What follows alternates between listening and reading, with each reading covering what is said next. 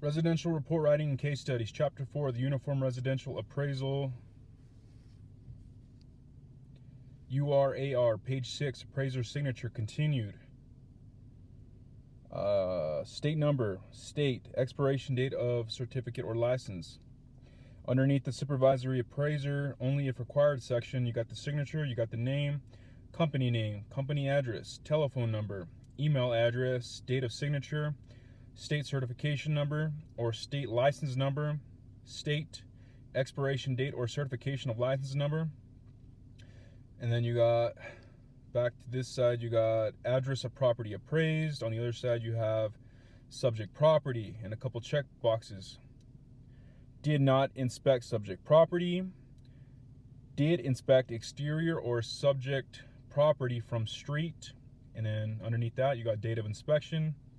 Underneath that, you got did inspect interior and exterior of subject property. And then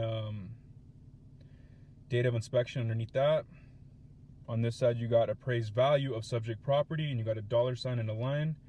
Underneath that, you have the lender/client, name, company address, email address. And on this side, you have comparable sales. Did not inspect exterior of comparable sales from street. Checkbox. And underneath that, you got did inspect exterior of comparable sales from street. Date of inspection. This section of the form requires the appraiser and his supervisory appraiser, if applicable, to affix his or her signature. Note that the URAR form requires the appraiser to state the effective date of the appraisal and date of signature and report. USPAP uses the term date of the report and does not address the date of the signature. For Fannie Mae purposes, the date of the report is the date the report is signed. A brief quiz is next. End of page. Start quiz. Number 1. At the top of page 2 of the URAR form, which listings and sales should be considered and reported? A. All sales and listings within the defined neighborhood. B. All sales and listings within the local municipality. C. Only properties that have sold within the prior 3 months. Or D. All properties that are comparable to the subject property.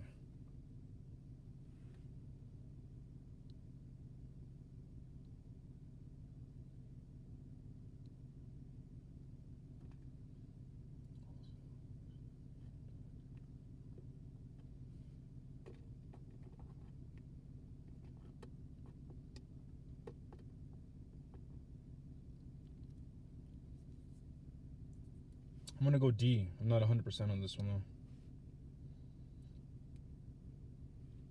Number 2, which valuation principle is most closely associated with the sales comparison approach? A. Conformity. B. Contribution. C. Anticipation. Or D. Change.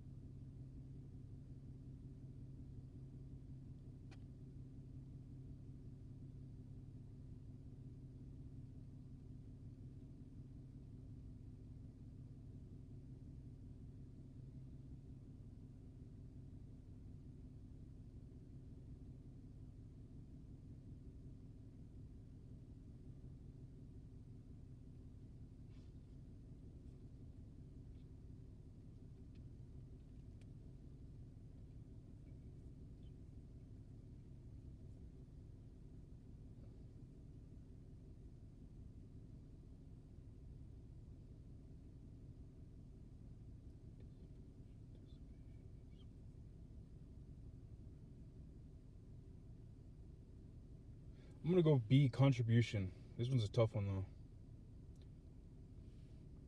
Conformity would probably be my second choice. Number 3. When appraising a single-family home, an appraiser decides not to develop the income approach. What is the appraiser's requirement for reporting this on the URAR form? A. State that the approach was not developed. B. Explain the reason the approach was not developed. C. Develop the approach anyway and keep it in the work file. Or D. Nothing. The client does not expect the income approach to be developed on an appraisal of a single-family home. I'm going to go B. Explain the reason the approach was not developed. Finish. 100%.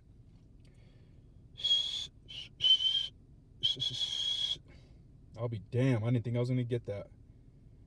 Number 1, at the top of the page 2 of the URAR form, which listings and sales should be considered and reported? You said only properties that are comparable to the subject, and you answered that correctly. Number 2, which valuation principle is most closely associated with the sales comparison approach? You said contribution. You answered correctly. When appraising a single-family home, an appraiser decides not to develop the income approach. What is the requirement? The appraiser's requirement for reporting this on the URAR form? You explain the reason the approach was not developed, and you answered that correctly. Excellent job. That was a hard one, too.